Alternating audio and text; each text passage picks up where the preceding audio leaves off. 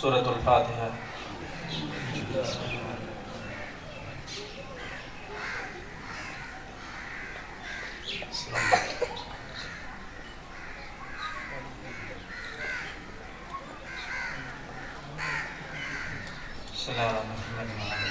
نعرہ تکبیر، بآواز بلند بولیے نعرہ تکبیر، نعرہ رسالت، نعرہ رسالت، نعرہ حیدری، بآواز بلند درود پڑھیں۔ اعوذ باللہ من الشیطان اللعین الرجیم، بسم اللہ الرحمن الرحیم، الحمدللہ رب العالمین والعاقبۃ للمتقین، ثم الصلاۃ والسلام علی قال الرحمن فی القرآن، بسم اللہ الرحمن الرحیم، افحسبتم انما خلقناکم عبثا وانکم الینا لا ترجعون۔ صلوات پڑھیے گا۔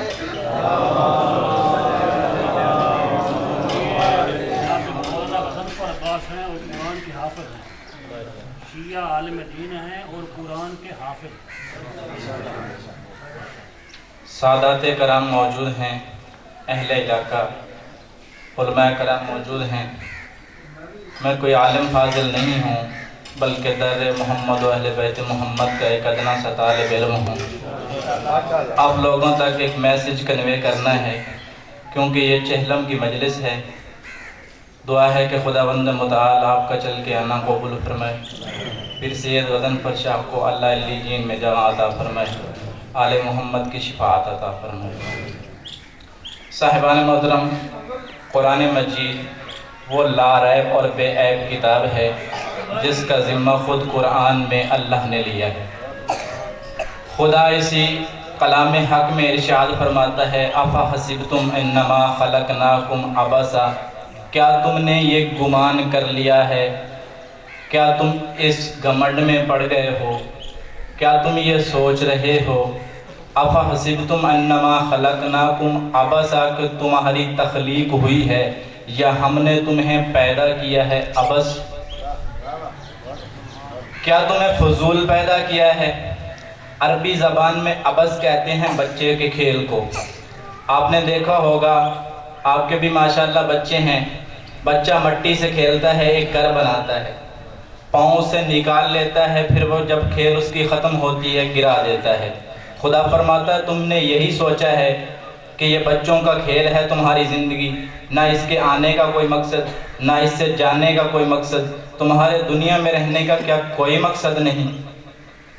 خداوند متعال انسان کو جھنجھوڑ کر یہ کہہ رہا ہے، افحسبتم انما خلقناکم عبثا، تم نے یہ گمان کر لیا ہے کہ ہمیں عبث اور فضول پیدا کیا، لیکن انکم الینا لا ترجعون، تمہیں یہ شعور نہیں ہے کہ تم واپس کس کی طرف لوٹ کر جانا۔ اگر تم نے یہ سوچ رکھا ہے کہ ہمیں فضول پیدا کیا گیا، تو جب واپس لوٹو گے پھر خدا تم سے پوچھے گا کہ تمہاری تخلیق کا مقصد کیا تھا۔ تو صاحبان محترم، ہمیں واپس لوٹنے سے پہلے اپنی اس حیات کا، اپنی اس زندگی کا شعور اور مقصد جس کے لیے ہم اس دنیا میں آئے ہیں اس کو سمجھنا ہے اور اس پر عمل کرنا ہے۔ آپ نے اپنے کندھوں پہ کئی جنازے اٹھائے اور اٹھا رہے ہیں۔ یہ جو جنازے ہیں آپ کے لیے اور میرے لیے یہ عبرت ہیں۔ صحابہ کرام کی بھی یہی روٹین تھی کہ جب بھی کسی جنازے کو دیکھتے تو کہتے یہ تیرا نہیں بلکہ یہ تو میرا جنازہ جا۔ کیوں؟ وہ جنازہ ہمیں اپنے جنازے کی یاد دلا رہا ہے کہ آج وہ کسی کے کندھے پر ہے، کل تو بھی کسی کے کندھوں پر ہوگا۔ تو صاحبان محترم، مرنے سے پہلے مرنے کی تیاری کرنی ہے۔ اللہ نے جو لا ریب کتاب میں فرمایا ہے کہ تمہیں عبث پیدا نہیں کیا، تمہیں بچوں کا کھیل نہیں بنایا، تمہاری تخلیق کے پیچھے ایک مقصد ہے، اسی مقصد کو ڈھونڈنا ہے۔ آپ دیکھیں دنیا میں بہت ساری چیزیں تخلیق ہوئی ہیں، سائنس کا دور ہے، ایجادات کا دور ہے۔ جو بھی چیز، جو بھی سائنسدان یا اس کا خالق جو تخلیق کرتا ہے، سب سے پہلے مقصد کو ذہن میں رکھتا ہے۔ مقصد پہلے بنتا ہے، تخلیق بعد میں ہوتی ہے۔ اگر کمپیوٹر کا دور ہے، کمپیوٹر کو بنایا گیا تو کس لیے؟ ایک سوال پیدا ہوتا ہے، ہر چیز کے بارے میں یہی سوال ذہن میں آتا ہے، فلاں چیز جو بنی ہے تو کس لیے، فلاں جو بنی ہے تو کس لیے۔ یہ مقصد وہ مقصد ہے جو خالق تخلیق کرنے سے پہلے سوچتا ہے، پھر جب اس کی تخلیق کر لیتا ہے، اب جو بھی چیز ہے ڈبے میں بند ہے، آپ کو چلانی نہیں آتی، جو بھی خریدیں، مثلا آپ ایک ریڈیو بازار سے خرید کر لاتے ہیں تو اس کے ساتھ بھی اس کو چلانے کا ایک کتابچہ دیا ہوتا ہے، اس کتابچے پہ لکھا ہوتا ہے کہ یہ فلاں بٹن فلاں کام کرتا ہے، فلاں بٹن فلاں کام کرتا ہے، چلانا ہے تو یہ بٹن دبانا ہے، بند کرنا ہے تو یہ بٹن دبانا ہے۔ اب انسان کو جو اللہ نے تخلیق کیا، انسان کے ساتھ بھی ایک کتابچہ دیا جسے قرآن کہتے ہیں۔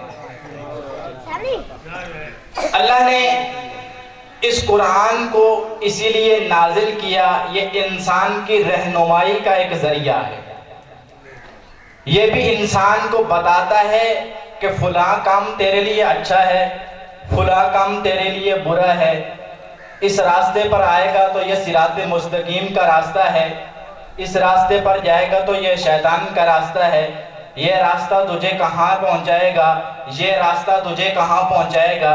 قرآن میں یہ سارے واضح طور پر الفاظ ہیں کہ اما شاکرم و اما کفورا، آپ پر چھوڑ دیا گیا ہے، مرضی آپ کی ہے کہ شاکر بن جائیں یا کفر کر لیں۔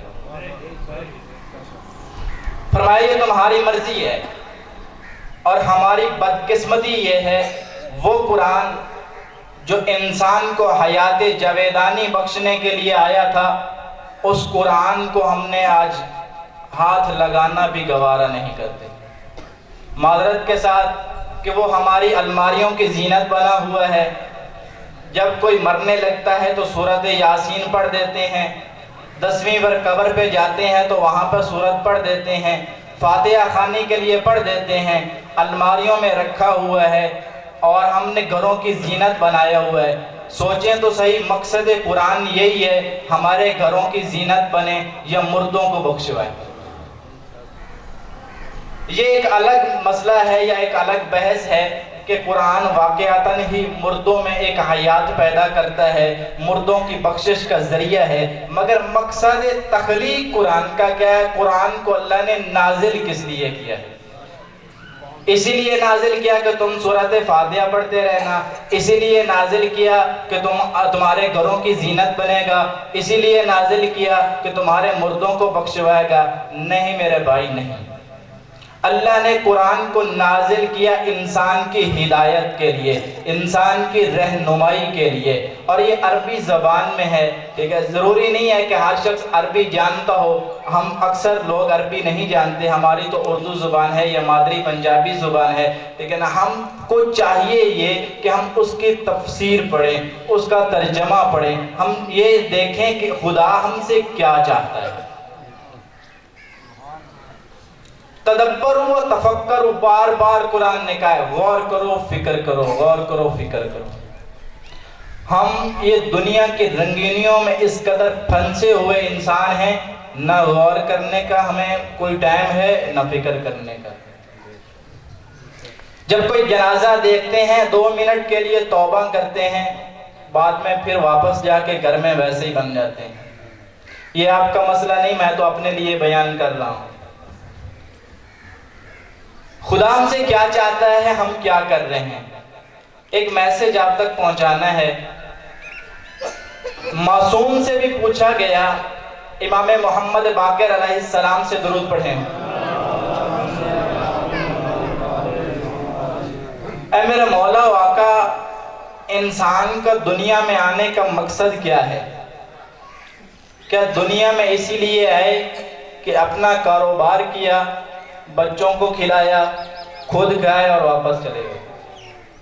جو آج ہم نے مقصد بنایا ہوا ہے وہ تو یہی ہے نا کہ جب ہمارا بچہ پیدا ہوتا ہے اچھے سے سکول میں داخلہ لے دیں، وہ BA MA کر جائے، اس کے بعد ایک اچھی سی جاب مل جائے، چاہے رشوت پہ ملے چاہے سود والی ملے، یا کوئی بزنس شروع کر دیں جس کا پیسہ سود سے آئے، پھر ہم کوٹھی بنائیں، ایک بنگلہ اچھا سا ہو، پھر کار خریدیں، گاڑیاں ہمارے پاس ہوں، یہ ہماری ٹھاٹ باٹ ہو، چودھری اور نواب اور مہر اور ڈیرے بنائیں اور ڈیروں پہ بیٹھ کے فیصلے چاہے غلط بھی کریں اور مر جائیں۔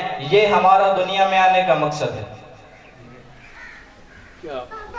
آج جو مقصد ہے انسان کا یہی مقصد ہے، لیکن امام سے پوچھا جا رہا ہے کہ یا امام، اے معصوم، اے مولا، اے آقا، ہمارا دنیا میں آنے کا مقصد کیا ہے؟ امام نے جو جملہ ارشاد فرمایا بس اسی کی تھوڑی سی وضاحت کر کے ممبر بھائی کے حوالے کرنے لگا ہوں۔ مولا فرماتے ہیں کہ انسان سے ہر روز ڈیلی بیسس پہ ہر روز 7 چیزوں کا مطالبہ کیا جاتا ہے۔ جب انسان صبح اٹھتا ہے، چاہے 9 بجے اٹھتا ہے، چاہے تہجد کے وقت اٹھتا ہے، چاہے نماز پڑھتا ہے چاہے نہیں پڑھتا، چاہے اٹھتے ہی جھوٹ بول دیتا ہے، بزنس کے خیال میں اٹھتا ہے، نماز شب کے لیے اٹھتا ہے، جیسا بھی اٹھتا ہے، جس وقت بھی اٹھتا ہے، انسان سے 7 مطالبے کیے جاتے ہیں۔ پہلا مطالبہ خدا کرتا ہے، یا ایھا الانسان، اے انسان، میں نے تجھے پیدا کیا، فی ای صورت ما شاء رکبک، تجھے اس حسین تصویر میں ڈھالا۔ ایسی تصویر کوئی مصنف بنا نہیں سکتا۔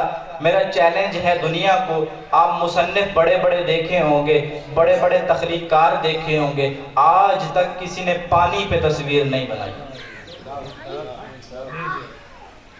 خدا وہ مصور ہے، وہ احسن الخالقین اللہ ہے جس نے تیری تصویر پانی پہ بنائی۔ اور جو بھی مصور خلق کرتا ہے، تصویر بناتا ہے، وہ اندھیرے میں نہیں بلکہ روشنی میں خلق کرتا ہے، روشنی میں بناتا ہے۔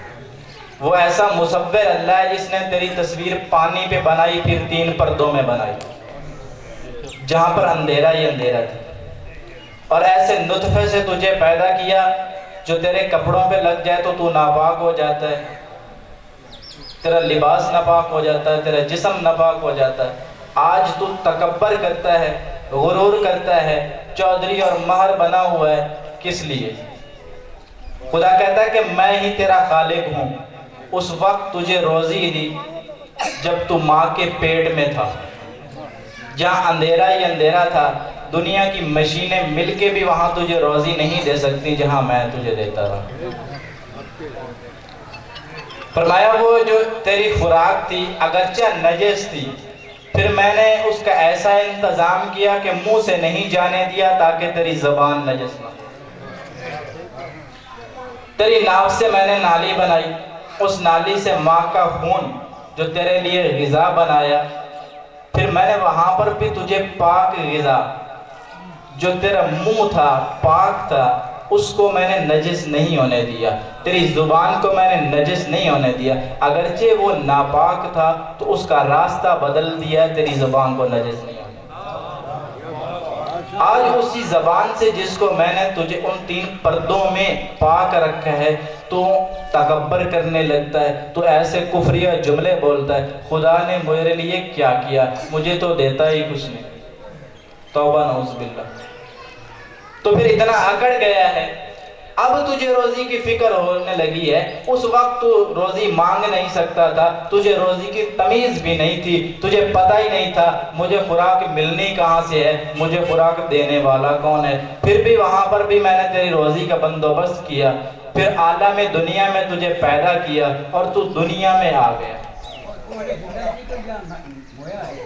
زندہ ہے، زندہ زندہ بچہ جب پیٹ میں ہوتا ہے تو زندہ ہوتا ہے، جس کی یہ دلیل ہے کہ جب باہر آتا ہے تو زندہ ہوتا ہے۔ بچہ پیٹ میں ایک نطفے سے پیدا ہوتا ہے، سب سے پہلے ایک لوتھڑا بنتا ہے، وہ لوتھڑا بھی جاندار ہوتا ہے، حرکت کرتا ہے، پھر اس پر ہڈیاں اور یہ جال بچھایا جاتا ہے، وینز کا، نالوں کا جال بچھایا جاتا ہے۔ اے انسان تو اپنی تخلیق پہ غور تو کر، وہاں پر تجھے روزی دی، تجھے اچھی صورت بخشی، پھر دنیا میں تجھے پیدا کیا، پیدا ہو کے پھر بھی تجھے نہیں پتا تھا میں نے روزی حاصل کہاں سے کرنی ہے، تو اپنے پاؤں پہ کھڑا نہیں ہو سکتا تھا، تو زبان سے بول کچھ نہیں سکتا تھا، تو اب دنیا میں آ تو گیا، تیری ماں کے اندر میں نے کیسی محبت اور کشش رکھی تاکہ وہ تجھے دودھ پلائے، تیری روزی کا وسیلہ بنے، پھر میں نے ماں کے سینے سے تیرے لیے 12 نہریں پیدا کی، 32 نہریں پیدا کی جو تجھے دودھ پلاتی رہی۔ اس وقت تجھے روزی کون دیتا؟ فرمایا پھر تو چھوٹا تھا، ماں تجھے روزی دیتی رہی، اس کا خالق بھی میں، اس کے دل میں محبت ڈالنے والا بھی میں، تو تھوڑا سا بڑا ہوا، اب تو اپنے پاؤں پہ کھڑا ہونے لگا، زبان سے کچھ بولنے لگا، اب ماں نے تیرے حکم کر دیا، تیرے باپ نے حکم کر دیا یہ کر وہ کر، پھر تجھے سکول بھیج دیا، کام کرواتے رہے، میں نے اس وقت تک تجھے کوئی کام نہیں کہا جب تک تو صاحب شعور نہیں ہو گیا، جب تک تو جوان نہیں ہو گیا، تیرا لڑکپن گزر گیا میں نے کچھ نہیں کہا، تیرے بچپن گزر گیا میں نے کچھ نہیں کہا، اب تیرے اوپر جوانی آ گئی، اب میں نے اپنے احکام لاگو کیے، اب تو وہ بندہ جو پیٹ میں تیرے خوراک کا بندوبست میں نے کیا، دنیا میں تیری خوراک کا بندوبست میں نے کیا، اب جوانی میں آ کے میرے احکام اس وجہ سے چھوڑنے لگ گیا کہ تجھے روزی کا فکر ہونے لگا۔ جب تجھے کوئی دینے والا نہیں تھا اس وقت میں دیتا رہا، جب تو مانگنے والا نہیں تھا اس وقت میں دیتا رہا، اب تو تو کرنے والا ہے، اب تو تو مانگنے والا ہے، تو مانگتا جا میں دیتا جا۔ خدا فرماتا ہے میں تجھے 70 ماؤں سے زیادہ پیار کرنے والا ہوں، تیرا مانگنے کا اگرچہ تجھے طریقہ ہی نہیں آتا، تجھے سلیقہ ہی نہیں آتا، تو میرے در پہ ہی نہیں آتا، میں تو پھر بھی تیرے لیے دینے کو تیار ہوں۔ امام فرماتے ہیں پہلا مانگنے والا خدا ہے، مانگتا ہے اپنے فرائض واجبات۔ خدا کہتا فی ای صورت ما شاء رکبک، تجھے اتنی حسین تصویر بخشی، تیرے لیے روزی کا بندوبست کیا، تیرے والدین میں تیرے لیے محبت پیدا کر دی، تیرے لیے یہ تمام دنیا مسخر کر دی، اس وجہ سے کہ تو جو بھی کام تجھے چاہیے الگ الگ بندوں سے میں نے تیرے کام کروائے، یہ زمین سے چارہ میں نے اگایا، جانور تیرے لیے بنائے، یہ پوری دنیا تیرے لیے بنائی، تجھے اپنے لیے بلایا، اب میں نے بلایا ہے اپنے در پہ، تو آنے کے لیے تیار ہی نہیں ہے۔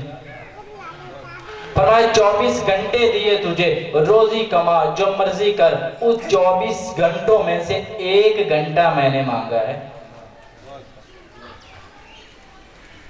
توجہ تو کریں، 5 وقت نماز ہے، خدا کہتا ہے میرے واجبات ادا کر، اور پھر زکوٰۃ ہر کسی کے لیے نہیں ہے، جسے اللہ نے روزی دی ہے اور جس کے مال دیا ہے اسی سے زکوٰۃ مانگی ہے، اور پھر حج کے لیے بھی اسی کو، اور وہ بھی سال میں 1 مرتبہ حج آتا ہے۔ رمضان فرمایا کہ ماہ رمضان 1 مہینہ ہے، 11 مہینے اپنی مرضی سے کھاتا رہے، 1 ماہ میرے لیے روزے رکھ۔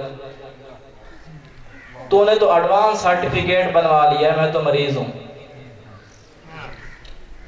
خود بھی کھاتا ہے، دیروں پہ لنگر بھی چلتا ہے، چائے بھی چلتی ہے، سید بھی ہے، مہر بھی ہے، سارا کچھ ہے، اور مومن بھی ہے، مسلمان بھی ہے، جب خدا فرائض مانگتا ہے نہیں دیتا۔ فرمایا دوسرا مانگنے والا نبی ہے، توجہ ایسا ہے بانے، دوسرا مانگنے والا نبی ہے، فرمایا اپنی سنتیں مانگتا ہے۔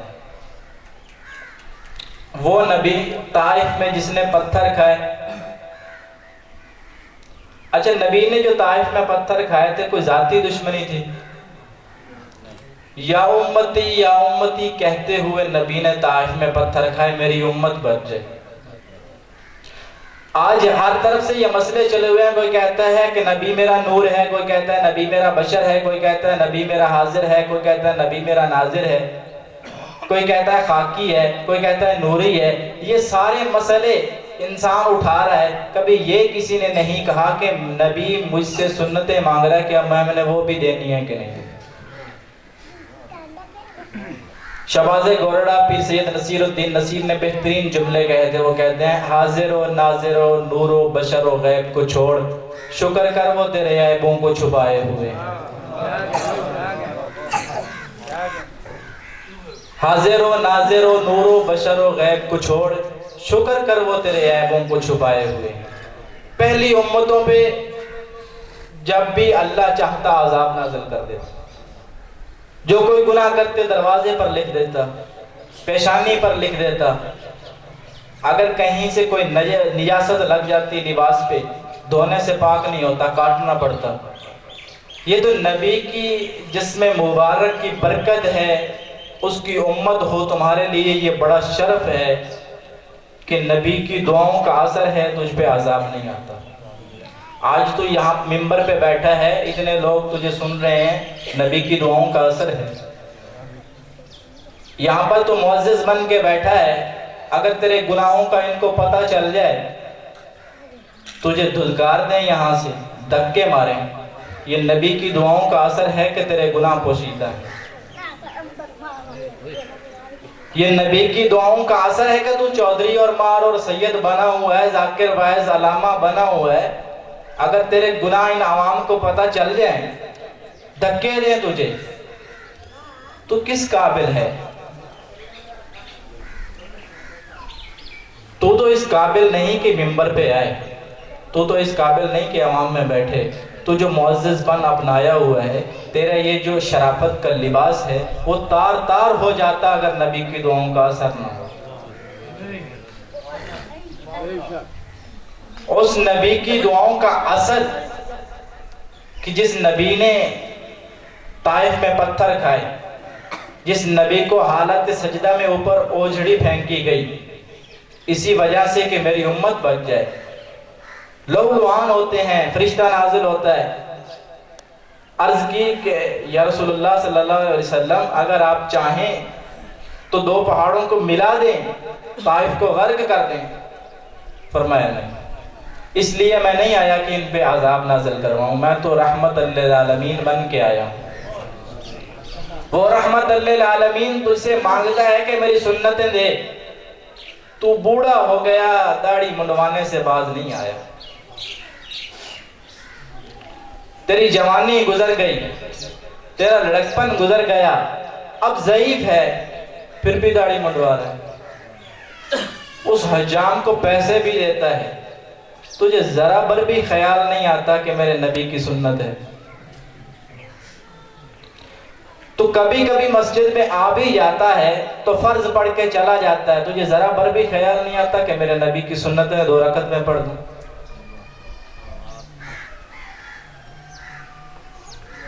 ہم میں سے اکثر نماز جمعہ کو لوگ جاتے ہیں 8 دن بعد۔ آپ سارے ماشاءاللہ پڑھے لکھے احباب ہیں، عیسائیوں کو دیکھیں کہ ہفتے کے بعد 1 دن ان کا مقرر ہے، یہودیوں کا 1 دن مقرر ہے، وہ اپنے چرچ میں جاتے ہیں اور 1 دن عبادت کر کے واپس آ جاتے ہیں۔ اگر میں بھی ہفتے میں 1 دن عبادت کروں، عیسائی اور یہودی بھی ہفتے میں 1 دن عبادت کریں، اور ان میں اور ہم میں فرق کیا ہوا؟ توجہ ہے سر؟ ناراض تو نہیں ہے میری بات سے؟ نعرہ تکبیر، اللہ اکبر، نعرہ رسالت، نعرہ حیدری۔ یہ آل محمد کی عطا ہے کہ میں بھی فضائل آل محمد پڑھ سکتا ہوں، آپ زمین پہ بیٹھے بنا اتنے مجھے فضائل آل محمد آتے ہیں، یہ میرا اثر نہیں بلکہ ان کی دعاؤں کا اثر ہے۔ مگر یہ حقیقت ہے، اب چیلم کی مجلس میں تشریف فرمائیں، تھوڑا سا اپنے آپ پہ بھی غور کریں کہ وہ نبی ہم سے سنتیں مانگتا ہے جو ہمارے لیے لہو لعان ہوا ہے، اور ہم 2 رکعت نماز سنت پڑھنے کے لیے تیار نہیں ہیں۔ فرمایا تیسرا مطالبہ تم سے روزانہ قبر کرتی ہے۔ توجہ ہے؟ ہم نے تو کبھی یاد نہیں کیا کہ قبر میں جانا ہے، کیونکہ ہم تو بلڈنگوں میں بیٹھے ہیں، ہم تو محلوں میں بیٹھے ہیں، ہماری تو یہ خواہش ہے کہ یہ ڈبل سٹوری ہے، کاش کہ 3 سٹوری ہو جائے، جو 1 سٹوری ہے ڈبل سٹوری ہو جائے۔ قبر کو ہم تو نہیں یاد کرتے، وہ ڈیلی روزانہ یاد کرتی ہے، اے بندے اکڑ کے چل رہا ہے، میرے اندر نہیں آنا۔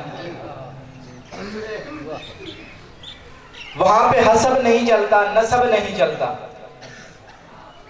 نہیں پوچھے گا کہ تو سید ہے، نہیں پوچھے گا تو چودھری ہے، نہیں پوچھے گی وہ قبر کہ تو نواب ہے، علامہ ہے، فہامہ ہے، ذاکر ہے، مولوی ہے، کون ہے، نہیں۔ وہاں پر صرف اور صرف اعمال کام آنے والے ہیں. عمل ہوگا تو وہ تیرے لیے کشادہ ہو جائے گی. عمل نہیں لے کے جائے گا، جس ذات سے تیرا تعلق ہوگا، جس حسب سے ہوگا، جس نسب سے ہوگا، ایسی تنگ ہوگی کہ تجھے ملا کے رکھ گئے. پسلیوں کے ساتھ پسلیاں مل جائیں گی تمہاری. مولا کائنات امیر المومنین نے فرمایا کہ اس قبر کو ایک ٹکڑا زمین کا نہ سمجھو، ایک گڑھا نہیں ہے. یہ تو دوزخ کے گڑھوں میں سے ایک گڑھا ہے اور جنت کے باغوں میں سے ایک باغ ہے. یہ تمہارے اوپر ڈیپینڈ کرتا ہے کہ اس کو دوزخ کا گڑھا بنا دے یا جنت کا باغ بنا دے. قبر روزانہ پکار کے کہتی ہے متکبر بندہ، اے تکبر کرنے والا، زمین پہ اکڑ کے چلنے والا، زمین پہ تیرا پاؤں نہیں آ رہا، کیا تو نے اس کے اندر نہیں آنا؟ سارے بدلے لے گی وہ ان سے. وہاں پہ اندھیرا ہی اندھیرا ہے، کوئی ساتھی نہیں ہے. جتنا بھی دنیا کا مالدار انسان اس دنیا سے گیا ہے، کسی ایک کو بتا دو کہ وہ 1 روپیہ بھی ساتھ لے کے گیا ہو. سکندر اعظم پوری دنیا پہ اس نے حکومت کی ہے. جب مرنے لگا تو اس نے وصیت کی اپنے وزیروں کو کہ میرے جو ہاتھ ہیں کفن سے باہر رکھ دینا. انہوں نے کہا یہ کیوں؟ کہ لوگ شاید کہیں گے کہ یہ دنیا کا بہت بڑا بادشاہ تھا، شاید قبر میں کچھ سونا یا زیورات یا کچھ قیمتی چیزیں لے کے جا رہا ہو. لوگوں دیکھ لو میرے ہاتھ خالی، ہر چیز یہیں رہ جائے گی. آج ہم تو اس فکر میں لگے ہوئے ہیں نا کہ ہماری کوٹھیاں بن جائیں، بلڈنگیں بن جائیں، تاکہ ہمارے بچے، آنے والی ہماری نسل آرام سے بیٹھ کے کھا لے گی. حدیث قدسی سنو، خدا فرماتا ہے تیری اولاد 2 قسم کی بنے گی. تیسری قسم نہیں ہے، 2 قسم کی تیری اولاد بنے گی. پہلی یہ ہے کہ خدا کی فرما بردار، دوسری یہ ہے کہ وہ خدا کی نافرمان بنے. اگر تو وہ بن گئی خدا کی فرما بردار، اس نے کیے نیک اعمال، تو نعوذ باللہ اللہ اتنا کمزور نہیں ہے کہ وہ اپنے نیک بندوں کو کچھ نہ کھلا سکے. جس نے تیری روزی کا بندوبست کیا وہ تیری اس اولاد کے لیے بھی کرے گا جو اللہ کے لیے نیک کام کرتے ہیں. اگر وہ بن گئی نافرمان تو تو جو پیسے، جو روپیہ، جو بلڈنگ، جو چیزیں اکٹھی کر کے جا رہا ہے، سن لے کہ تو خدا کے دشمن کے لیے اکٹھی کر کے جا رہا ہے، جو تیرے لیے قیامت کے دن توق بنے گی اور تیرے گلے میں ڈال دی جائے گی. ہمیں بچوں کی تو فکر ہے کہ ہمارے بچے کسی کے سامنے ہاتھ نہ پھیلانے والے بنے، کسی کے محتاج نہ بنے. اپنی فکر نہیں ہے کہ قبر میں ہمارے لیے یہ چیزیں عذاب نہ بن جائیں. اگر اچھی تربیت کر کے جاؤ گے تو یہ تمہارے لیے قبر میں کام آنے والی ہیں. یہ نہیں کہ ان کے لیے بلڈنگ بنا کے جاؤ، زمین چھوڑ کے جاؤ، ان کے لیے پیسے چھوڑ کے جاؤ. یہ قبر میں کوئی کام آنے والی چیزیں نہیں. تو امام فرماتے ہیں چوتھی چیز وہ 2 فرشتے کرامن کاتبین ہیں جو روزانہ تجھ سے اعمال مانگتے ہیں، روزانہ تجھ سے اعمال مانگتے ہیں. یہ دائیں کندھے والا فرشتہ، یہ بیچارہ جو بیٹھ بیٹھ کر تھک جاتا ہے، کہتا ہے کچھ تو کر لے میں بھی لکھ لوں، کچھ تو کر لے میں بھی لکھ لوں. بائیں کندھے والا فرشتہ کہتا ہے بس کر دے، میں تو لکھ لکھ کے تھک گیا، تو نہیں تھکا، بس کر دے، خدا کے لیے بس کر دے. فرمایا کہ 5ویں چیز کون مانگتا ہے؟ فرمایا شیطان تجھ سے برائیاں مانگتا ہے. ویسے ہم نے تو ہر معاملے میں شیطان کو گھسیٹا ہوا. اگر صبح نماز نہیں پڑھتے، وہ جی شیطان نے اٹھنے ہی نہیں دیا. روزہ نہیں رکھتے، وہ جی شیطان نے رکھنے ہی نہیں دیا. ویسے اتنا کام شیطان نہیں کرتا، معاف کیجئے، جتنا ہم خود کرتے ہیں. ہمارا یہ جو اندر نفس ہے یہ شیطان سے زیادہ برا ہے. اگر نفس کو مارو گے پھر شیطان سے مقابلہ کرنے کے لیے اٹھو گے۔ جب یہ تمہاری زہری آنکھ جب تک کام کر رہی ہے، ہماری عقل پہ پردے ہیں، جب یہ زہری آنکھ بند ہوگی حقیقت کی آنکھ کھل جائے گی۔ ایک جھٹکا، ایک منٹ لگتا ہے، منٹ سیکنڈ لگتا ہے، جب موت کا فرشتہ سامنے آتا ہے ساری حقیقت کھل کے سامنے آ جاتی ہے۔ اوفو کیا کیا میں نے، یہ جو میں نے 50 سال 60 سال 70 سال 80 سال زندگی گزاری، ایک سیکنڈ میں پتہ چل جاتا ہے یہ تو ساری فضول تھی۔ وہ سامنے جب موت کا فرشتہ، اب توبہ کا ٹائم ہی نہیں ہوتا۔ اب لوگ کلمہ پڑھوا رہے ہیں، وہ اور باتیں کر رہے ہیں، پڑھو جی لا الہ، انہوں نے کہا وہ میرے بڑے بیٹے کو یہ زمین نام کر دینا، یہ میری بلڈنگ فلاں کے نام کر دینا۔ وہ ساری زندگی جس نے روپے پیسے میں گزاری ہو، آخر ٹائم میں وہ کیا دین کا کام کرے گا؟ اس کو کون سا کلمہ یاد رہے گا؟ آج ہی توبہ کر لے، ہمارے لیے وقت ہے۔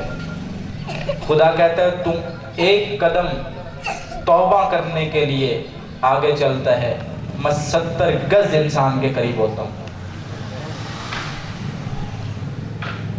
تو نے ساری زندگی گناہ کیے، لڑکپن گناہوں میں گزارا، جوانی گناہوں میں گزاری، بڑھاپا گناہوں میں گزارا، اب تو ضعیف العمر ہے، بچے تجھے پوچھتے نہیں، الگ مکان دیا ہوا ہے تاکہ بابا یہاں پہ تھوک نہ دے، اب تجھے لوگ دھتکار رہے ہیں، جو تمہارے ساتھی تھے، جو دوست تھے، وہ تجھے چھوڑ کے چلے گئے ہیں، اب تجھے کوئی پوچھنے والا نہیں، تیرا پرسان حال نہیں۔ خدا فرماتا ہے اب بھی میرے در پہ آ جا، کتنی کریم ہے وہ ذات، اب بھی میرے در پہ آ جا، جب تجھے کوئی نہیں پوچھنے والا میں تو ہوں، اب بھی تیری توبہ کو قبول کر لوں گا۔ ایک آنسو خالص میرے لیے بہا دے، ایک آنسو، تمہارے اس آنسو میں تیرے سارے گناہ دھل جائیں گے اور تو پاک ہو۔ ضروری نہیں ہے کہ جو تیری کوٹھی ہے وہ اللہ کی راہ میں خرچ کر دے، نہیں نہیں، ضروری نہیں ہے کہ تو 24 گھنٹے بس سر سجدے میں رکھ کے پڑا رہے، نہیں نہیں۔ خدا تو کہتا ہے کہ یہ دنیا بھی تیرے لیے بنائی ہے، اس کو بھی استعمال کر، لیکن آخرت کی بھی فکر کر، دونوں چیزیں لازم و ملزوم رکھ۔ امام سجاد علیہ السلام نے فرمایا، اے لوگوں،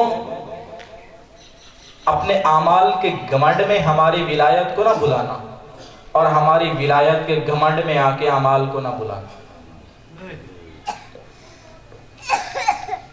پانچویں چیز جو روزانہ صدا دیتی ہے وہ تیرے بال بچے ہیں، وہ تجھ سے روزی کے طلبگار ہیں، تجھ سے روزی مانگتے ہیں۔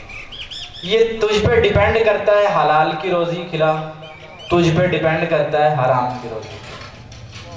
حلال کھلائے گا تیرے فرما بردار ہوں گے، حرام کھلائے گا تیرے سامنے آئیں گے۔ آج ہماری اولادیں نافرمان ہیں، ایک منٹ کے لیے بھی ہم نہیں سوچتے کہ کیوں نافرمان ہیں۔ وہ جی زمانہ ہی ایسا آ گیا ہے کہ اب تو اولاد ہے ہی نافرمان۔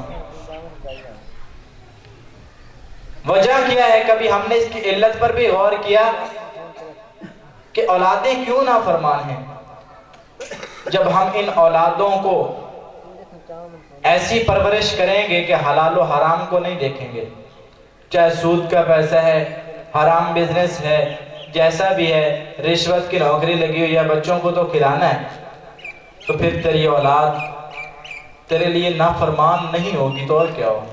یہ بھی خدا کا عذاب ہے تیرے اوپر کہ وہ اولاد جس کو ساری زندگی تو نے پالا، اس کی روزی کا تو وسیلہ بنا، اگر وہ نہیں سوئے تو پوری رات نہیں سویا، اس کی ہر جائز خواہش کو تو نے پورا کیا، ہر ناجائز خواہش کو تو نے پورا کیا، جب بڑھاپے میں آتا ہے وہ تیرے سامنے آ جاتا ہے۔ تو اے انسان، یہ مال، یہ اولاد تیرے لیے تو آزمائش تھی تاکہ ان کو دور کر کے تو خدا کی طرف لپک آتا، مگر تو نے خدا کو چھوڑ کے ان کی طرف توجہ دی۔ اب یہ تجھے دھتکار رہے ہیں، تجھے دھکے دے کے گھر سے نکال رہے ہیں، تیری نافرمانی کر رہے ہیں، لیکن اب بھی میں کریم تیری توبہ کے لیے بیٹھا ہوں اور میں تیری توبہ قبول کرنے والا ہوں. میں تو اس انتظار میں ہوں کب تیری آنکھ سے آنسو نکلے جو تیری ندامت کا آنسو ہو اور تیرے سارے گناہ دھل جائیں. چھٹی چیز فرمایا کہ تیرے وہ بیوی وہ تجھ سے آسائشات مانگتی ہے. آسائشات مانگتی ہے تجھ سے کہ فلاں چیز لا دو، فلاں لا دو، فلاں لا دو. پھر بھی تو نے کوئی حلال و حرام کی تمیز نہیں رکھی، جو چاہا مال لے آئے. لیکن جب ایک موت کا جھٹکا لگتا ہے ساری چیز الٹ ہو جاتی ہے. جو تجھ سے بڑی محبت کے دعوے کرتی تھی کسی اور سے بیاہ دی گئی. مولا متقیان امیر المومنین علی ابن ابی طالب علیہ السلام ایک قبرستان سے گزرے. قبر کو مخاطب کر کے کہتے ہیں قبر والے تو اندر کے حالات بتا، میں تجھے باہر کے حالات بتا. فرمایا وہ بلڈنگ، وہ کوٹھی جس پہ تو نے حرام و حلال کے پیسے خرچ کیے، دیکھ وہ ویراں ہو چکی ہے. اب اس میں بسنے والا کوئی نہیں.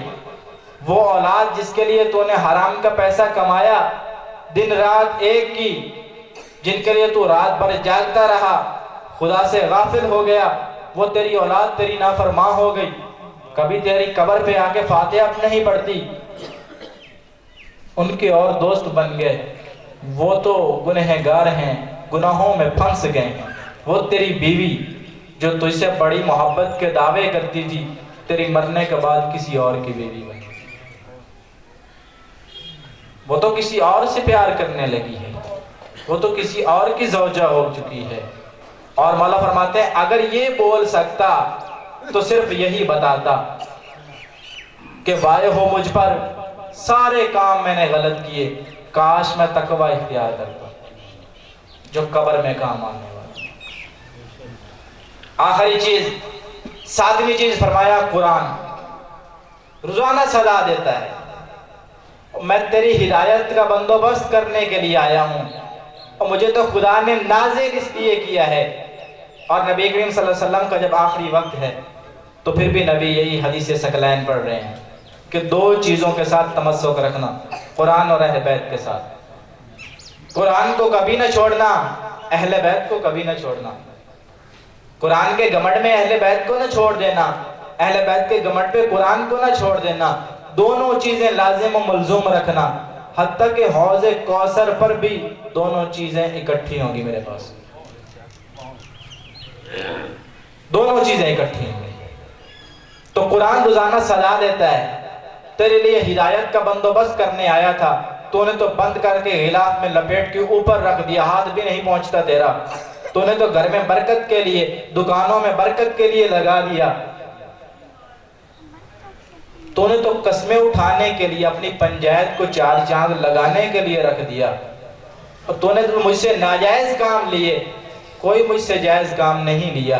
میں تیری ہدایت کرنے کے لیے آیا تھا، تو میری قسمیں اٹھا اٹھا کے اور گنہگار ہوتا گیا، گمراہی میں پھنستا چلا گیا. تو آج بھی وقت ہے ہمارے لیے دونوں چیزوں سے تمسک اختیار کر لیں، نہ قرآن کو چھوڑے نہ اہل بیت کو چھوڑے. مولا متقیان امیر المومنین علی ابن ابی طالب علیہ السلام اور ان کے مشہور صحابی جناب عمار یاسر نماز شب کے لیے تشریف لے جا رہے تھے. ایک گھر سے قرآن کی آواز آئی. ایک قاری ہے جو خوبصورت آواز میں تلاوت کر رہا ہے. بڑا غور طلب یہ واقعہ ہے. خوبصورت آواز میں تلاوت کر رہا ہے. جناب عمار یاسر ایک لمحے کے لیے رک گئے. فرمایا مولا ہم اس قاری کی تلاوت نہ سن لیں، یہ بہت اچھے انداز میں تلاوت کر رہا ہے. مولا متقیان امیر المومنین علی ابن ابی طالب علیہ السلام نے اپنے لسان اللہ زبان کو جنبش دی اور فرمایا کہ یہ جو قاری اتنی حسین آواز میں تلاوت کر رہا ہے یہ دوست کی ہے. کیا ہے؟ ہمارے یاسر پریشان ہو گئے. مولا اتنا بڑا قاری اتنی اچھی آواز میں تلاوت کر رہا ہے، وجہ کیا ہے؟ فرمایا بعد میں بتا دوں گا. ہے دوست کی، اس بات کو ذہن میں رکھنا ہے دوست کی. جناب عمار یاسر اور مولا متقیان آئے, نماز شب پڑھی اور اس کے بعد نماز فجر. اب مولا علی علیہ السلام درس قرآن دینے میں مشغول ہوئے. جناب عمار یاسر نے جوتا سنبھالا اور قاری کے دروازے پر آ گئے. دکل باب کیا, دستک دی, قاری صاحب باہر ہے. پوچھا ہے قاری سے, یہ پورا معاملہ بیان کر دیا کہ ہم جا رہے تھے مولا متقیان کے ساتھ, میں جا رہا تھا اور تیری آواز سنی, تو تلاوت کر رہا تھا, تو میں نے مولا متقیان کو کہا کہ ہم ایک لمحہ کے لیے رک جائیں. مولا نے فرمایا کہ یہ دوزخی شخص ہے, وجہ کیا ہے؟ اس نے کہا کون امیر المومنین, کون علی؟ میں تو نہیں جانتا, میں تو نہیں جانتا. جلدی سے ہمارے یاسر مولا متقیان کے پاس پہنچے, قدموں پہ گر کے سر کو رکھ دیا قدموں پہ, رو کے کہتے ہیں مولا آپ نے سچ کہا, بے شک یہ شخص دوزخی ہے.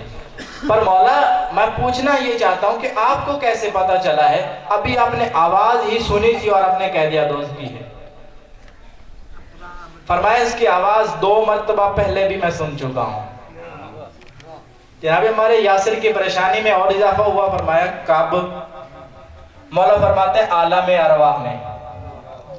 توجہ ہے, روحوں سے اقرار لیا جا رہا تھا, تمام روحیں اکٹھی تھیں.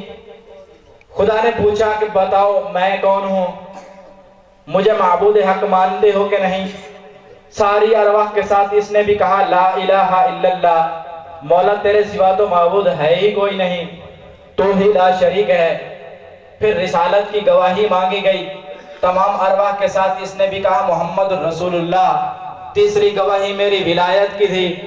توجہ ہے صاحبان محترم, تیسری گواہی میری ولایت کی تھی. جب خدا نے کہا تمہارا ولی کون ہے, باقی ارواح نے بولا یہ شخص چپ رہا. باقی ارواح ہی بول کے کہتی ہیں علی ولی اللہ, یہ چپ رہا. مولا فرماتے ہیں 2 مرتبہ اس کی آواز وہاں سنی تھی, لا الہ الا اللہ اس نے بولا, محمد رسول اللہ اس نے بولا. اے کاش یہ وہاں پر علی ولی اللہ بول دیتا, پھر وہاں پر علی ولی اللہ بولنے کا اس کو فائدہ یہ ہوتا.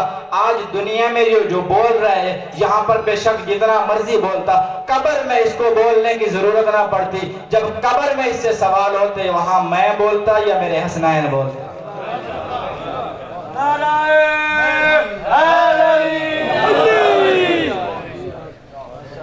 یہ روایت ایسے ہی میں نے نہیں بیان کرتی, میرے پاس دلیل موجود ہے. اور تاریخ پڑھ کے دیکھو.